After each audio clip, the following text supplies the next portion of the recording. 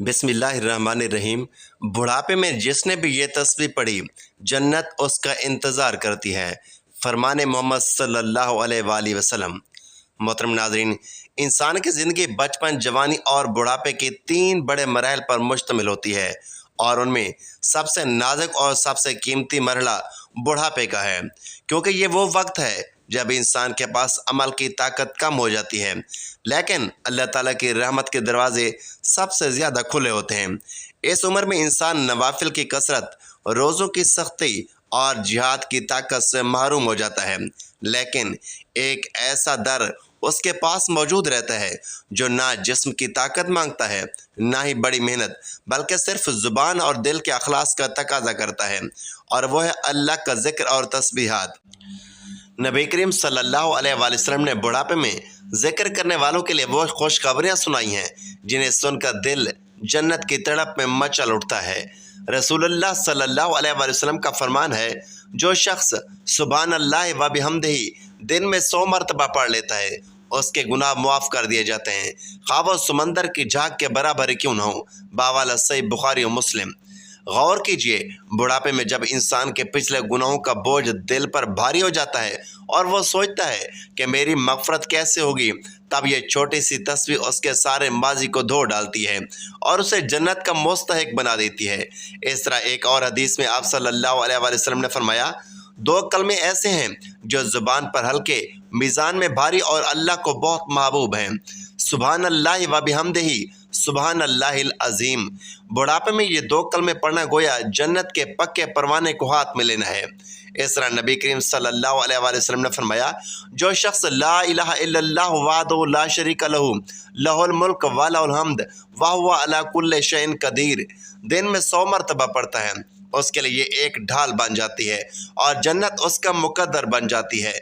बुढ़ापे में जब इंसान के दुश्मन कसरत से बढ़ जाते हैं, शैतान हमला आवर होता है, दुनियावी मुश्किलात उसे घेर लेती हैं, तब यह कलमा उसके लिए हिफाजती किला बन जाता है और क़यामत के दिन उसके लिए जन्नत का परवाना बनता है।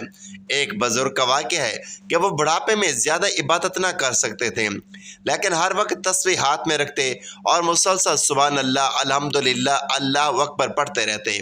जब उनका इंतकाल हुआ तो ख्वाब में किसी को नजर आए कि वो नूर के तख्त पर बैठे हैं और कहा कि मुझे जन्नत में दाखिल होने का रास्ता इन्हीं तस्बीहात ने बनाया। यह वाक़या हमें यह सबक देता है कि बुढ़ापे में ज़िक्र को मामूल बना लेना सबसे बड़ी नेकी है।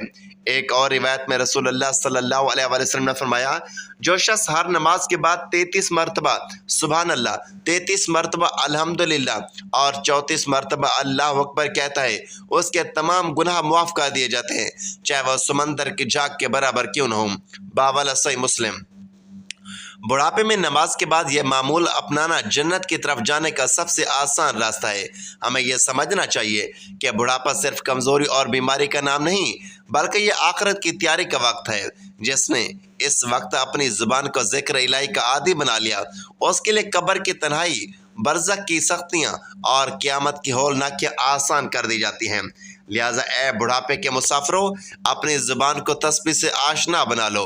सुभान अल्लाह व बिहम्दिही सुभान अल्लाहिल अज़ीम, ला इलाहा इल्लल्लाह वहदहु ला शरीका लहू अल्हम्दुलिल्लाह और अल्लाह अकबर को अपना सुबह शाम का विर्द बना लो, क्योंकि नबी करीम ने फरमाया, जो बंदा बुढ़ापे में यह तस्बीह करता है, जन्नत उसका इंतज़ार करती है।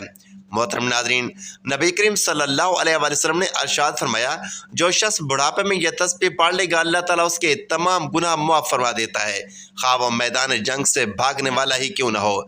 हज़ूर नबी करीम सल्लल्लाहु अलैहि वसल्लम के पास एक बूढ़ा शख्स आया और अर्ज़ की, या रसूलल्लाह सल्लल्लाहु अलैहि वसल्लम, मेरी उम्र ढल चुकी है, गुनाहों का बोझ है, अल्लाह से मुआफ़ी मांगता हूँ, मगर दिल खौफज़दा है। आप सल्लल्लाहु अलैहि वसल्लम ने इरशाद फरमाया, ये तस्बीह 3 बार पढ़ो, अल्लाह ताला तुम्हारे सारे गुनाहों को बख्श देगा और तुम्हारे दिल पर सुकून नाज़िल फरमाएगा। वो बूढ़ा शख्स खुशी से नारे तकबीर बुलंद करता हुआ मस्जिद से बाहर निकला और आप सल्लल्लाहु अलैहि वसल्लम ने फरमाया, अगर यह तस्बीह पढ़ता रहेगा तो ये जन्नत में दाखिल होगा। वो तस्बीह ये है। मोहतरम नाज़रीन, ज़िंदगी एक मुसलसल सफ़र है जो बचपन से जवानी, जवानी से बुढ़ापे और आखिरकार मौत की तरफ बढ़ता है।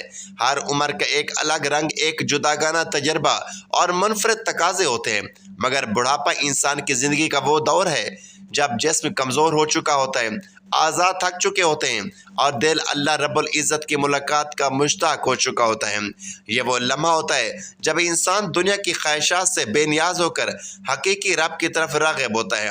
یہی وہ لمحہ ہے جب ایک سادہ سی تصویر انسان کے لیے جنت کے دروازے کھول دیتی ہے۔ رسول کریم حضرت محمد صلی اللہ علیہ وآلہ وسلم نے اپنی امت کو نجات کے لیے بے شمار راہ دکھائیں۔ آپ صلی اللہ علیہ وآلہ وسلم کی زبان مبارک سے نکلا ہر کلمہ، ہر نصیحت اور ہر دعا امت کے لیے خزانہ ہے۔ انہی میں سے ایک ایسی تصویر بھی ہے جس کے بارے میں آپ صلی اللہ علیہ وآلہ وسلم نے ارشاد فرمایا کہ جو شخص بڑھاپے میں اس تصویر کو پڑھتا ہے، مرنے کے بعد جنت اس کا انتظار کرتی ہے۔ یہ حدیث نہ صرف امید دلاتی ہے بلکہ بڑھاپے میں اللہ کے ذکر کی عظمت کو واضح کرتی ہے۔ آج کے اس ویڈیو میں ہم نہ صرف اس تصویر کے الفاظ اور اس کی فضیلت پر روشنی ڈالیں گے بلکہ بڑھاپے میں اللہ رب العزت سے تعلق، ذکر کی قوت اور جنت کی امید، ایسے موضوعات پر بھی تفصیل سے آپ کو بتائیں گے۔ ناظرین، بڑھاپا وہ وقت ہے جب انسان دنیا کے فریبوں سے آگاہ ہو چکا ہوتا ہے۔ جوانی کے خواب، دنیا کی دوڑ دھوپ، مال و دولت کی حرص سب پیچھے رہ چکے ہوتے ہیں۔ دل چاہتا ہے کہ صرف سکون ہو جو صرف اللہ رب العزت کے ذکر سے ملتا ہے۔ قرآن مجید فرقان حمید میں اللہ تبارک و تعالیٰ ارشاد فرماتا ہے، بے شک اللہ رب العزت کے ذکر سے ہی دلوں کو سکون ملتا ہے۔ جب انسان بڑھاپے میں اللہ رب العزت کی طرف لوٹتا ہے تو وہ ذکر جو شاید جوانی میں معمولی لگتا تھا اب روح کی غذا بن جاتا ہے، اور اگر اس ذکر کو مستقل مزاجی سے کیا جائے تو وہی تسبیح جنت کا پروانہ بن جاتی ہے۔ یہ وہ عظیم تسبیح ہے جس کے متعلق نبی کریم رؤوف الرحیم صلی اللہ علیہ وآلہ وسلم نے جنت کی بشارت دی اور کامیابی کی کنجی قرار دیا۔ وہ یہ ہے جس کا ترجمہ ہے، اللہ پاک ہے اپنی حمد کے ساتھ، اللہ پاک کا نام عظمت والا ہے۔ یہ الفاظ بظاہر مختصر ہے مگر ان کا مفہوم بے پناہ وسیع ہے۔ حضرت ابو ہریرہ رضی اللہ تعالیٰ عنہ سے روایت ہے کہ رسول اللہ صلی اللہ علیہ وآلہ وسلم نے ارشاد فرمایا، دو کلمے ایسے ہیں جو زبان پر ہلکے، میزان میں بھاری اور رحمان کو بہت زیادہ محبوب ہیں۔ جب انسان بڑھاپے میں ان کلمات کو روزانہ پڑھتا ہے تو یہ تسبیح نہ صرف اس کی تسبیح کو جلا بخشتی ہے بلکہ اس کے نامہ اعمال کو بھی بھاری کرتی ہے۔ یہ بات اپنی جگہ بے حد معنی خیز ہے کہ نبی کریم رؤوف الرحیم صلی اللہ علیہ وآلہ وسلم نے بڑھاپے میں اس تسبیح کے پڑھنے والے کو جنت کا انتظار کرنے والا قرار دیا۔ اس کے کئی مفہوم نکلتے ہیں۔ جب بندہ بڑھاپے میں اللہ رب العزت کو یاد کرتا ہے تو یہ اس کی سچی توبہ، اخلاص اور محبت کا ثبوت ہوتا ہے۔ یہ ذکر اللہ رب العزت کے رضا کو حاصل کرنے کا ذریعہ بنتا ہے۔ فرشتے اس بندے کے لیے دعا کرتے ہیں اور اس کے حق میں جنت کی گواہی دیتے ہیں۔ جب روح نکلنے کا وقت قریب ہوتا ہے تو یہ ذکر بندے کو اطمینان اور سکون دیتا ہے۔ یہ تسبیح قبر کو روشن کرتی ہے، جیسے کہ کئی احادیث میں ذکر ہے کہ ذکر الہی بڑھاپے کی تنہائی میں روشنی بند کراتا ہے۔ جو شخص کثرت سے ذکر کرتا ہے اس کے لیے پل صراط پر گزرنا آسان ہو جاتا ہے۔ بڑھاپے کی عبادت کی ایک خاص فضیلت ہے جو نبی کریم رؤوف الرحیم صلی اللہ علیہ وآلہ وسلم کو بہت زیادہ محبوب ہے، مگر جس نے بڑھاپے میں اللہ رب العزت سے لو لگائی وہ اللہ رب العزت کا خاص بندہ ہے، کیونکہ بڑھاپے میں جسم کمزور ہوتا ہے، نیند زیادہ آتی ہے، یادداشت دھندلا جاتی ہے۔ پھر بھی اگر کوئی شخص اللہ رب العزت کا ذکر نہ چھوڑے تو اس کی محنت کا اجر کئی گنا بڑھا دیا جاتا ہے۔ ایک مشہور ولی اللہ کا واقعہ ہے کہ وہ عمر کے آخری حصے میں صرف یہ تسبیح پڑھتے رہتے تھے۔ ان سے جب کسی نے پوچھا کہ آپ صرف یہی تسبیح کیوں بار بار دہراتے ہیں تو انہوں نے جواب دیا کہ میں نے نبی پاک صلی اللہ علیہ وآلہ وسلم کی بشارت پر یقین کیا ہے اور میں یہ چاہتا ہوں کہ جنت میرا انتظار کرے۔ چند ماہ بعد وہ بزرگ دنیا سے رخصت ہو گیا۔ ان کے چہرے پر ایک خاص نور تھا اور ان کی قبر کی مٹی خوشبو سے مہک رہی تھی۔ محترم ناظرین، اگر آپ یا آپ کے والدین، دادا دادی یا کوئی بھی بزرگ ہو تو ان سے درخواست کریں کہ یہ روزانہ ضرور پڑھا کریں، اور اگر آپ خود بھی بڑھاپے میں داخل ہو چکے ہیں یا اس کی دہلیز پر ہیں تو اس ذکر کو اپنی زندگی کا حصہ بنا لیں۔ اللہ تعالی ہمیں بھی بڑھاپے میں اپنے ذکر سے جڑے رہنے کی توفیق دے اور اس تسبیح کو ہمارے لیے جنت کی بشارت بنائے۔ محترم ناظرین، نبی کریم رؤوف الرحیم صلی اللہ علیہ وآلہ وسلم حضرت جبرائیل علیہ السلام کے ساتھ ایک ایسے روحانی سفر پر روانہ ہوئے جو نہ زمین کا تھا نہ آسمان کا۔ وہ ایک عالم نور تھا جہاں نہ وقت کا گزر تھا نہ فاصلوں کی حدیں۔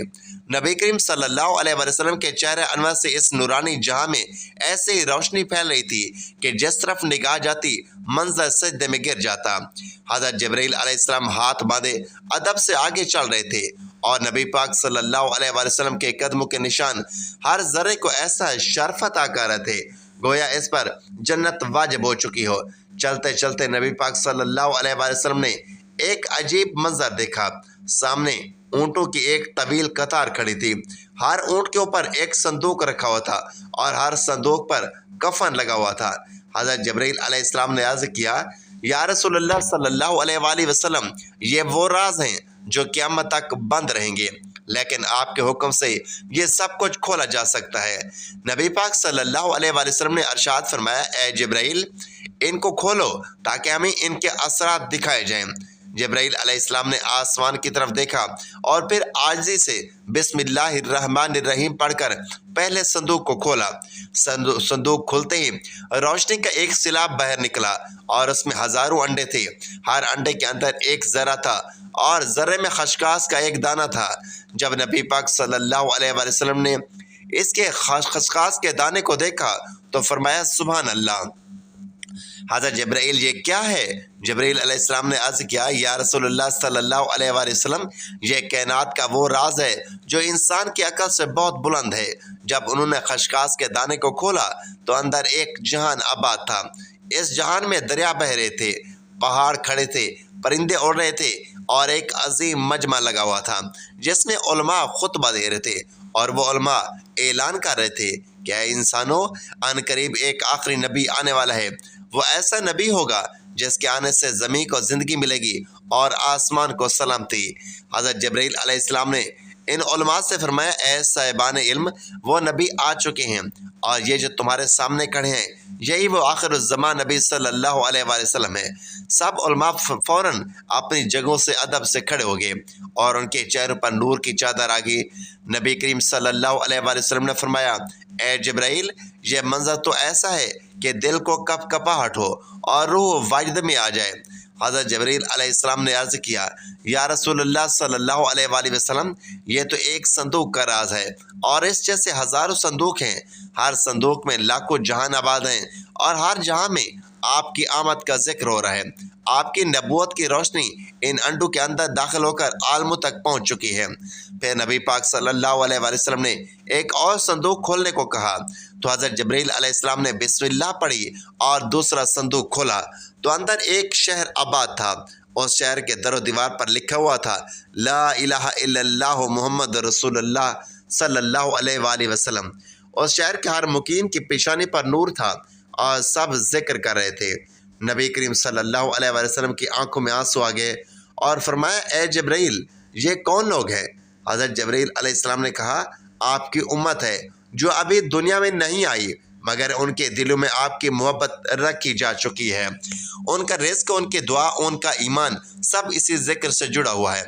نبی پاک صلی اللہ علیہ وآلہ وسلم نے ارشاد فرمایا، اے جبرائیل، اگر یہ سب میرے امتی ہیں تو کیا ان کے گناہ معاف ہوں گے؟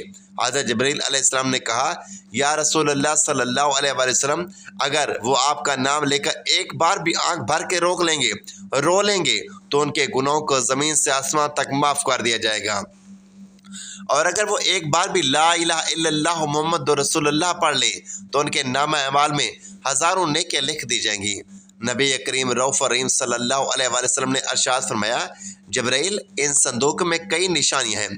حضرت جبرائیل علیہ السلام نے عرض کیا، یا رسول اللہ صلی اللہ علیہ وآلہ وسلم، ان میں ہر اس شخص کے راز ہیں جو آپ سے محبت کرتا ہے اور ہر وہ آنسو محفوظ ہے جو کسی رات کی تنہائی میں آپ کا نام لے کر پایا ہے۔ محترم ناظرین، اللہ تعالیٰ فرماتا ہے، اے ابن آدم، ہم نے تجھے مٹی سے پیدا کیا اور مٹی میں لوٹا دیں گے، مگر اس درمیانی سفر میں تجھے عقل دی، شعور دیا، آنکھ دی، کان دیے، زبان عطا کی، اور سب سے بڑی نعمت یہ کہ تجھے ہم نے اپنے بندوں میں چن لیا اور تو سے کہا کہ دیکھ، یہ زندگی صرف کھیل تماشا نہیں، ہم نے تیری زندگی کے ہر مرحلے کو نشاندہی کے ساتھ بنایا۔ جب تو رحم میں تھا تو ہم نے تیری تخلیق شروع کی، پھر گوشت کا لوتھڑا بنایا، پھر اس میں روح پھونکی، اور جب تو پیدا ہوا تو والدین کی گود میں خوشی کا محور بنا، پھر دودھ پیا، پھر غذا کھائی، پھر کھیل کود میں مشغول ہوا، پھر جوانی آئی جسے سجین کہا گیا، پھر داڑھی نکلی اور تو غلام کہلایا، جب جوش سے مرد بن گیا پھر شباب کہلایا، اور پھر رجل، پھر کہول، پھر جب 30 سال کی عمر پار کی، پھر جب 40 سال کا ہوا تو شیخ کہلایا، پھر عمر ڈھل گئی، ہڈیاں کمزور ہوئیں، بینائی کمزور ہوئی تو افضل عمر میں داخل ہوا، اور یہاں سے زندگی کا زوال شروع ہوا۔ حضرت انس رضی اللہ تعالیٰ عنہ سے مروی ہے کہ رسول اللہ صلی اللہ علیہ وآلہ وسلم نے ارشاد فرمایا کہ جس کی عمر اسلام میں 50 سال کو پہنچ جائے، اللہ تعالیٰ اس کو 3 بیماریوں سے محفوظ فرما دیتا ہے: جنون، جزام اور برس۔ یعنی جب وہ 50 سال کا پہنچتا ہے تو اللہ رب العزت اس پر حساب کتاب کو آسان فرما دیتا ہے۔ جب 60 سال کا ہوتا ہے تو اللہ تعالیٰ اسے اپنی طرف رجوع کی توفیق عطا کرتا ہے، اور جب 70 سال کا ہوتا ہے تو آسمان والے اس سے محبت کرنے لگتے ہیں، اور جب وہ 90 کا ہوتا ہے تو اللہ تعالیٰ اس کے تمام پچھلے گناہ معاف فرما دیتا ہے، اور اس کا لقب امیر اللہ اور اسیر اللہ فی الارض کہا جاتا ہے، یعنی زمین پر اللہ رب العزت کا قیدی ہو جاتا ہے، کیونکہ وہ قوت سے محروم ہو جاتا ہے، خواہشات مر چکی ہوتی ہیں تو وہ ایک قیدی کی طرح زندگی گزارتا ہے۔ حضرت ابو بکر صدیق رضی اللہ تعالیٰ عنہ سے روایت ہے کہ آپ نے فرمایا، نبی پاک صلی اللہ علیہ وآلہ وسلم کے پاس ایک شخص آیا اور پوچھا، یا رسول اللہ صلی اللہ علیہ وآلہ وسلم، سب سے بہترین شخص کون ہے؟ تو آپ صلی اللہ علیہ وآلہ وسلم نے ارشاد فرمایا، جو شخص بڑھاپے کو پہنچے اور اس کی نیکیاں بہت زیادہ ہوں۔ اور پھر پوچھا، یا رسول اللہ صلی اللہ علیہ وآلہ وسلم، سب سے برا شخص کون ہے؟ فرمایا، جو بڑھاپے کو پہنچے اور اس کے گناہ بہت زیادہ ہوں۔ حضرت ابن مسعود رضی اللہ تعالیٰ عنہ بیان کرتے ہیں کہ آپ نے فرمایا کہ قیامت کے دن ابن آدم سے 5 سوال ہوں گے، جن میں سے ایک یہ ہے کہ اپنی جوانی کہاں خرچ کی، اپنی عمر کس چیز میں ضائع کی، اپنے علم پر کتنا عمل کیا۔ حضرت علی کرم اللہ وجہ الکریم کے پاس ایک شخص آیا اور کہا، میرے بال سفید ہوتے جا رہے ہیں، یہ کس بات کی علامت ہے؟ فرمایا، یاد دہانی ہے کہ تو اس دنیا میں نہیں رہے گا۔ حضرت سعد رضی اللہ تعالیٰ عنہ سے روایت ہے کہ نبی کریم صلی اللہ علیہ وآلہ وسلم نے ارشاد فرمایا، نماز کے بعد یہ دعا کرو، اے اللہ، میں بزرگی سے تیری پناہ مانگتا ہوں، اور ازل عمر کی طرف لوٹائے جانے سے تیری پناہ میں آتا ہوں، اور قبر کے عذاب سے تیری پناہ مانگتا ہوں۔ ازل عمر سے مراد وہ ہے کہ جب انسان بچپن کی حالت کی طرف واپس لوٹ جاتا ہے، نہ اپنی صفائی کر سکتا ہے اور نہ ہی سنگھنے دیکھنے سننے کی طاقت رہتی ہے، گھر والوں کے لیے بوجھ بن جاتا ہے، عقل کمزور ہو جاتی ہے اور لوگ موت کی تمنا کرنے لگتے ہیں۔ علامہ عینی فرماتے ہیں کہ ازل عمر وہ عمر ہے جس میں انسان اپنی عقل کھو دیتا ہے، سمجھنے کی طاقت نہیں رہتی، یادداشت ختم ہو جاتی ہے، ایسے شخص کی حالت معذور بچے جیسی ہو جاتی ہے، وہ عبادت نہیں کر سکتا، حتیٰ کہ وہ انسان نہیں پہچان پاتا۔ حضرت عطا نے حضرت ابن عباس رضی اللہ تعالیٰ عنہ سے روایت کی ہے کہ جو شخص قرآن پاک کی تلاوت کرتا رہتا ہے، اللہ تعالیٰ اسے ارذل عمر کی طرف نہیں لوٹاتا، اور جو علم قرآن سے جڑا رہے وہ کبھی ذلت والی عمر کو نہیں پہنچتا، بلکہ اتنی عزت بڑھتی ہے۔ اللہ رب العالمین ارشاد فرماتا ہے کہ ہم نے انسان کو مٹی سے پیدا کیا اور ہم ہی اسے وفات دیتے ہیں اور بعض کو نکارہ عمر کی طرف لوٹا دیتے ہیں۔ لہٰذا اے بندہ مومن، اگر تجھے اللہ رب العزت نے جوانی دی ہے، صحت عطا کی ہے، طاقت دی ہے، تو اس کا شکر ادا کر اور نیک اعمال کرتا رہے تاکہ بڑھاپے میں تیرے لیے آسانیاں ہوں۔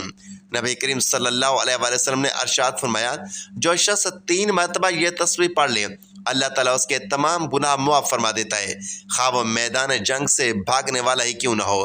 حضور نبی کریم رؤوف الرحیم صلی اللہ علیہ وآلہ وسلم کے پاس ایک بوڑھا شخص آیا اور عرض کی، یا رسول اللہ صلی اللہ علیہ وآلہ وسلم، میری عمر ڈھل چکی ہے، گناہوں کا بوجھ زیادہ ہے، اللہ رب العزت سے معافی مانگتا ہوں، مگر اپنے دل میں خوف ہے اپنے گناہوں کا۔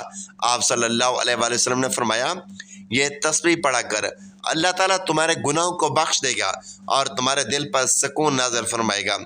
نبی پاک صلی اللہ علیہ وآلہ وسلم نے ارشاد فرمایا، اگر یہ تسبیح پڑھتا رہے گا تو جنت اس کا انتظار کرے گی، کیونکہ یہ تسبیح گناہوں کو ایسے گرا دیتی ہے جیسے درخت سے پتے گرتے ہیں۔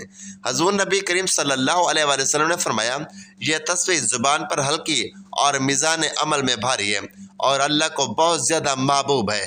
وہ تسبیح یہ ہے، سبحان اللہ و بحمدہ، سبحان اللہ العظیم۔